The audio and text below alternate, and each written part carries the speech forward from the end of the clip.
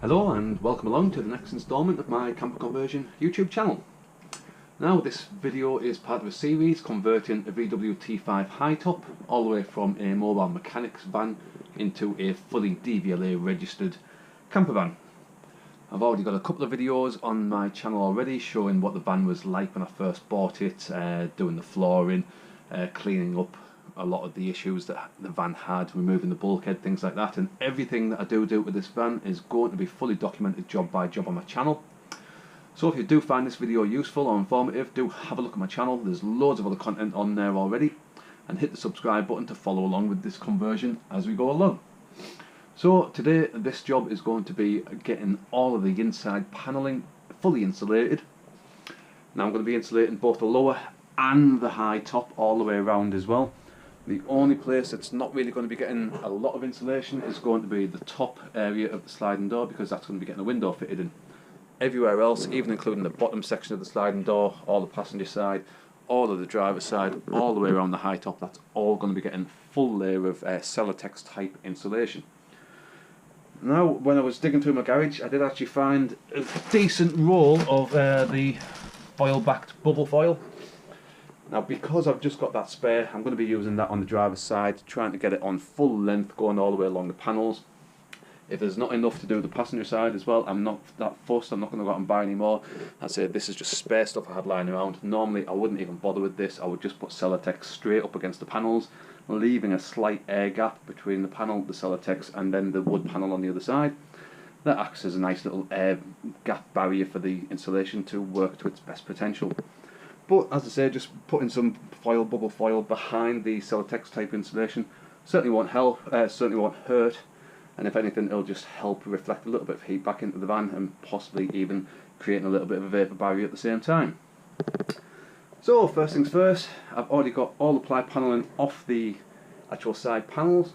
I've already gave the passenger side a good wipe down. I've just, as you can see, got the driver's side panel off and away. So I'm just going to give all of the metalwork just a quick wipe down, just so there's nice clean surfaces to be able to stick everything to. Then, as I say, I'm just going to use that foil bubble up, just like sticking it straight onto the actual metal panels. And I say I'm only using that because it was actually already in my garage spare. Once that's in, then I'll be getting the Celotex type insulation out. That's the simplest, most easiest insulation you can really get, really. It just cuts down in seconds with a bread knife. Stick it in place with some foil aluminium tape, and that's it really. So hopefully by the end of the day I'll have all of the side panels and hopefully all of the high top fully insulated as well. So first things first, I'll crack on and get this all cleaned down. I won't bother filming the cleaning because at the end of the day it's just a sponge and a bit of water, giving it a wipe over. Once it's all clean, as I say, I'll pick it up and I'll start insulating that, installing the bubble foil, and then after that we'll get cracked on with the Celotex type insulation and get the full thing fully insulated up, and hopefully by the end of the day the van should be nice and toasty with plenty of insulation to avoid all the cold from the outside. So I'll give these panels a clean down and get cracked on. So as you can see, I just got the first full length sheet on. Now I'm just applying this with some high temperature Trimfix spray adhesive. I'll put a link in the description for this stuff. This is the spray adhesive I've used on all of my conversions so far, and I've never had an issue with it. As you can see, it's stable up to 120 degrees C, so that's stupidly high really, so you should be able to use this stuff on your sidewalls, on your headlining, anything like that, and it shouldn't droop over time, especially in hot weather or anything like that. So there's the top bit on. I'm just going to continue with the bottom bit. The bottom bit's a little bit more awkward. I've been able to do the top bit in one full sheet, just going around the pillars, but because the bottom bit has lots of juts in, things like that, little bits are actually going to be cut out for this one. So I'm just going to get this back out, start applying some of the spray adhesive to that panel, to the back of that bubble foil, get that stuck on, get this one stuck on that panel. I'm still going to have a little bit left over for the passenger side, so that'll get stuck on as well. Now I'll be okay to get cracked on getting the proper insulation in.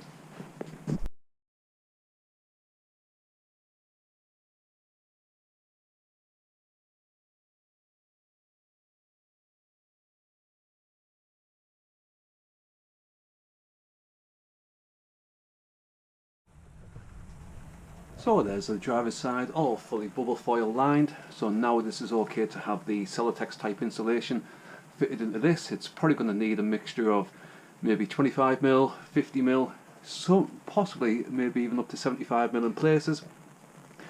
But I'll probably only use 50mm and leave an air gap, because that's how the Celotex insulation works at its best. If it's pushed right up against a metal panel and a wooden panel on the other side, it doesn't have the air gap that it's designed to use to help reflect the heat. So it's always best practice just to have a tiny little bit of space in between like a ply panel and the Celotex type insulation. So I'm going to go and get the bread knife out, start getting that cut down. Super easy to cut down, shape, fit. So hopefully by the end of the day I'll have the fan fully insulated. So I'm just doing the passenger side now, and I've just realised and noticed that this particular plastic grommet here has a leak. Just had some really strong downpour of rain, and you can see there's a little trail of water just going down. So now is the perfect time to actually get that replaced. If it wasn't raining, I might not have even realised that that had been leaking. So it might just be worth best practice type thing if you're doing a T5 or anything. If there's any sort of rubber or foam that's going to be exposed to the outside that's had a time to deteriorate over the years, now might be the best time just to get those replaced and freshened up. So I'm going to get that actually popped off. I've just taken the other side panel off. I'll just show you that. That's the panel that's come off. On a T4 you don't have anything covering the actual sliding door rail. On a T5 that panel there sits flush on top of the rail itself. That's the offending foam rubber, and as you can see it's just deteriorated away. It's just too loose. So as I said, that itself's now going to be letting water in, and if, as I say, it hadn't been raining I wouldn't have actually even realised. I would have continued insulating in, and then the insulation would have just started getting wet over time. So I'm going to take that out. I'm actually going to stop the insulation on the bottom part of that panel until I get a replacement part for that. I'm still going to crack on with the rest and get all that done, but I just thought I'd best point that out. Definitely worth getting it replaced, because I definitely don't want any water dribbling down into any insulation that's going to be in there. It's just going to be potential for rot over time. So I'll get that popped out and then get cracked on with the rest of it.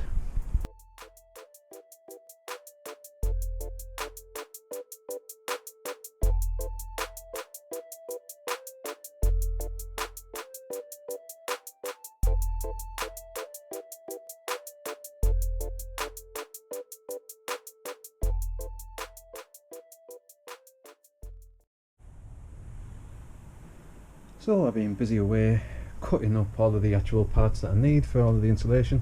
I didn't bother filming all of it just because it's pretty much the same process and principle. Just measure it out and cut it with a bread knife, slice it straight through. Takes seconds to go through a sheet, so it doesn't really take long at all to get the rough dimensions of the panels cut. Now these are generally overcut ever so slightly, because then I generally try and chamfer all of the inside edges, because on the panels themselves you generally have a little bit of inner frame that sticks out as well, and going around the corners as well. So it's all going to need just that little bit of fettling just to be able to get them in as a nice, really tight fit into the panels.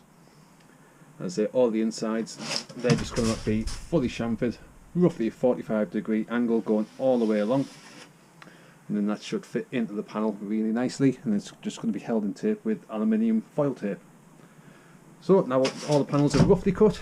As I say, now it's just a case of doing all the final fettling trims, and we'll get them all stuck up. Yeah, so that's one panel chamfered down. That's all of the offcut, just with the chamfering. You can see there it's been cut down at a nice angle going all the way around both sides, and then it fits into the panel nicely. I'll quickly do one-handed, but there it just needs taping in from there, and then that panel's good to go. So I'll get this one in, get the rest chamfered down, plenty more to go, and I'll pick it up as I go along.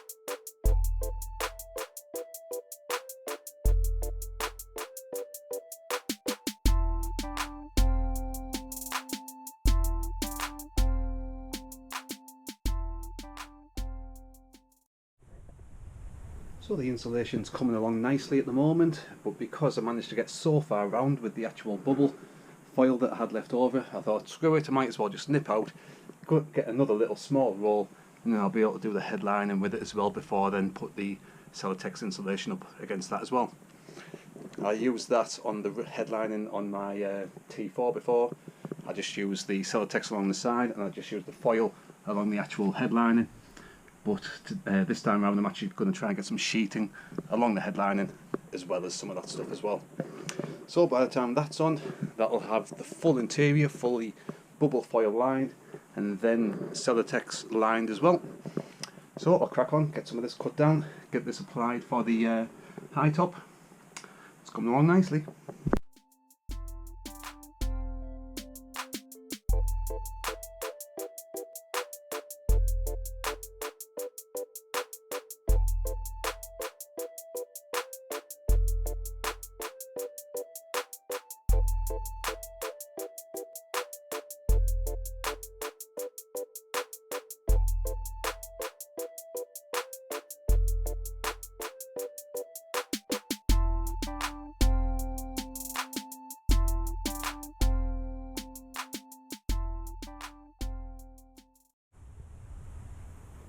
So I managed to get hold of some more bubble foil, so that is the entire high top completely covered now in bubble foil all the way down, all the way down into the gap on the high top as well, and the overhead cab. So that's everything fully insulated, and there's going to be bubble foil, as I say, behind all the panels, then all the Celotex, and that's the big Celotex sheet that's going to be going along the high top as well. I've just made a couple of little small cutouts, you might have just saw there, and that means that they'll sit then flush against the ribs, where the ribs just start to protrude out where it goes across for the roof. So I've got the two panels cut for the sides as well. The only thing I've got to do now, cut down the actual main roof panels. They're going to be going in between the ribs, otherwise, as I mentioned earlier, it's just going to reduce the height of the roof just that little bit too much. And with me being 6'3", I need all the space I can get really, so that's it. I'll get those other little panels cut down and then it'll be almost done.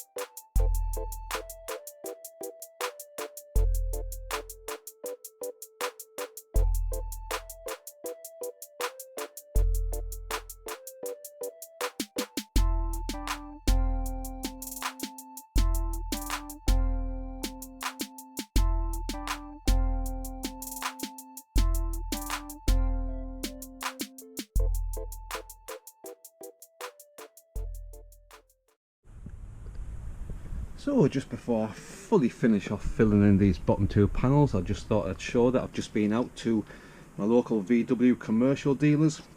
That itself is the replacement for that little plastic panel clip in there. As I showed you before, it's a good thing that I came out to do the insulation just after a downpour, because you can see just a little water dribble that's coming out from behind that plastic cover. So it's a good thing it was raining. I've managed to be able to notice that. And I think that was £5 and another £1 for a little clip that's missing on the other side as well. So for the sake of £6, I'm going to be making sure that that's fully sealed up, and I might, just for the sake of good practice, good measure, run a bead of sealant around that as well, because that hole itself is only there for a mortar, for a motorised sliding door. Now obviously if you don't have a motorised sliding door, that hole will never be used for anything. So if you are doing any installation on a T5, you want to try and make sure that is secure as possible. can see on the outside it literally just clips in and out, and that itself is well perished compared to the condition of the new one. Just put them side by side, you can see all the rubber has perished all the way down the left hand side around the bottom, whereas as you can see this itself is all brand spanking new.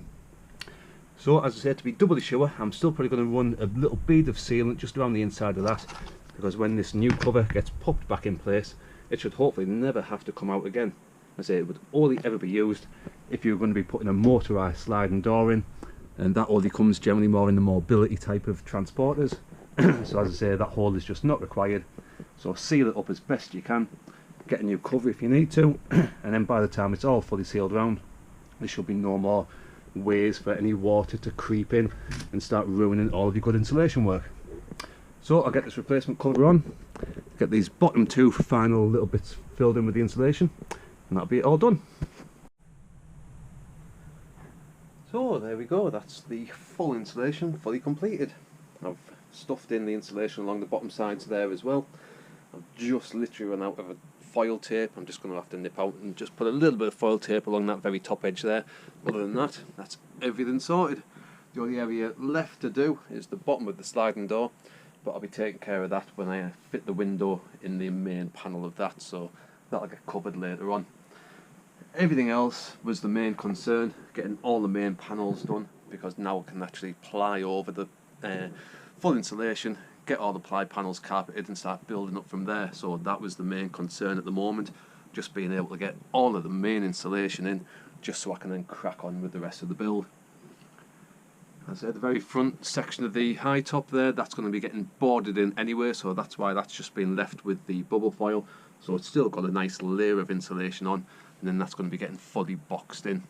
I'm going to be making brand new headlining for inside, because obviously there was no headlining to begin with, it just went straight up to the solid fiberglass high top. So I've still got plenty of jobs to crack on with. I'm going to have to make a brand new panel for this side, make brand new headlining, make the new high top overhead cab as well. So there's going to be plenty of content to come on the channel, as well as the full conversion build as well. So if you haven't already, do have a look at my channel. There's loads of content on there already as well. Hit that subscribe button to follow along with this conversion job by job. And if you found this video useful, do give that video a good old thumbs up. It always helps as well. So I hope you found the video useful, and hopefully I'll see you on the next video of the series. Thanks for watching. Cheers.